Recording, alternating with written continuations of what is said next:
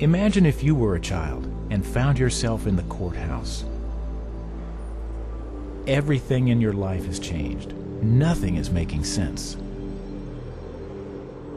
Even if your life at home was hard or rough, it was still home. It was what you knew, and now everything's completely different.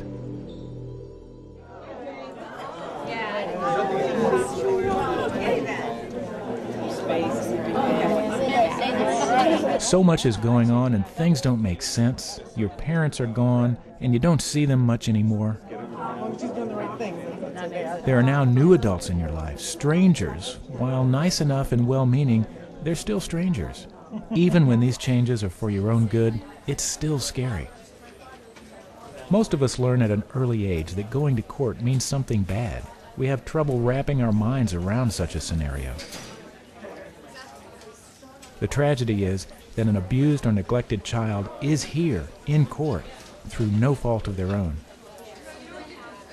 Unfortunately, cases involving hundreds of children end up in court every day. Johnson, party's on Johnson.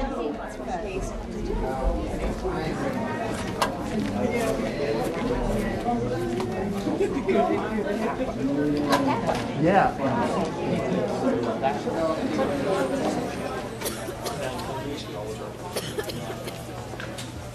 Okay, folks, I need you to turn off your cell phones and pagers and be quiet. This is a court of law.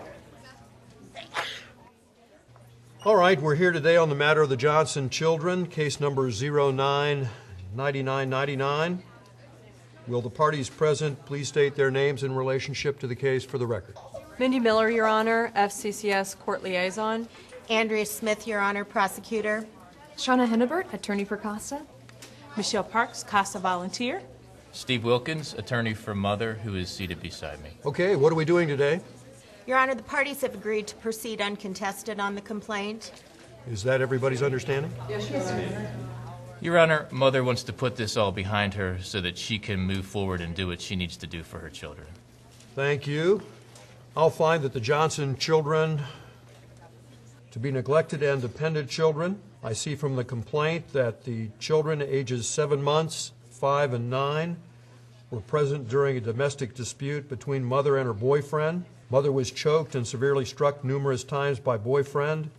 When the eldest sibling tried to intervene to protect the mother, the child was struck and suffered a bruise to his forehead. Recommendations for disposition, please. Your Honor, I would defer to FCCS and CASA. Ms. Miller? Your Honor, we're recommending COPS at this time. Mother's been very cooperative with us and has even started her counseling, which will be a part of her case plan. We're going to continue to work with the family and check back in with them. We're also going to request, Your Honor, that there be a stay-away order on Mother's boyfriend, Mr. Lance Blendon. Mr. Wilkins? Your Honor, we are in agreement for the most part with the agency. We're fine with the COPS order. My client has been doing everything that FCCS has asked her to do. She would prefer, though, not to have a stay-away with Mr. Blendon because he is the sole provider of economic support for her and her family. In addition, he is incarcerated right now, and this was just a one-time occurrence. CASA? Your Honor, may I approach the bench with Ms. Parks' GL report? Absolutely. Thank you, Your Honor. Thank you. Well, I see that you're in agreement with COPS. Any thoughts on Mother's request that there not be a stay-away order? Your Honor, without a stay-away order, I would not be able to recommend the COPS. This is not to punish Mother, but rather to protect the family. I understand Mother's economic concerns, but my understanding is that FCCS is linking her up with supportive services and that some of her relatives have actually called the agency and have stated that they're willing to help her financially so that the children stay out of the foster care system. They want the family to remain a family, which is really what everyone wants here today.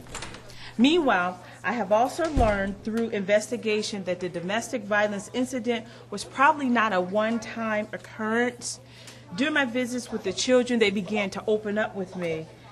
They've told me that Mother's boyfriend, and this is a quote, that Mother's boyfriend likes to put his hands around Mommy's neck when he is mad.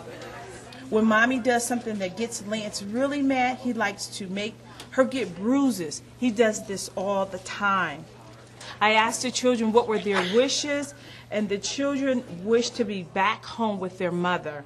They also wish that Mr. Blendon didn't live with them anymore because he is a mean man. I talked with the children's foster mother. She told me that the children keep asking when can they go home to their mother because they miss their school friends as well.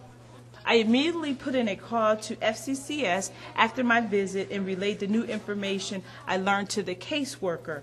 From there, the caseworker did some further background. She called the Summit County Sheriff's Office because the family lived in Akron last year. She learned that there were some domestic violence calls and reports made to the police regarding this family. Your Honor, it is in the best interest. Okay, folks, I told you to turn off your cell phones. It is in the best interest of the children to return to mother on a COPS with a stay-away order on the boyfriend, Mr. Blendon. We recognize that mother is a victim of domestic violence and hope that her victims counsel will help empower her. I will continue to visit the children on a monthly basis, and the caseworker and I agreed to make some of our visits random and unannounced together so that we can make sure everything is all right. Thank you, Your Honor. And thank you, Ms. Parks. Well, based on the information presented, I'm going to terminate the TOC and order COPS with a stay-away order on Mr. Blendon. Ms. Johnson, if Mr. Blendon tries to come back into your home at any time, you need to contact the police authorities immediately. The court doesn't want to hold you accountable for his actions, but you need to be proactive in the future. You need to call the authorities if necessary. Do you understand that? I understand, Your Honor. I just want my kids back. My counselors helped me set up a safety plan, and I'll do whatever it takes to keep my kids. All right. We'll set this case for review. You'll be getting a date outside.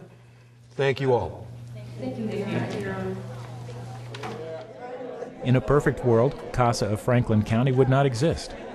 Without a guardian ad litem, how would the child's voice be heard in this confusing system?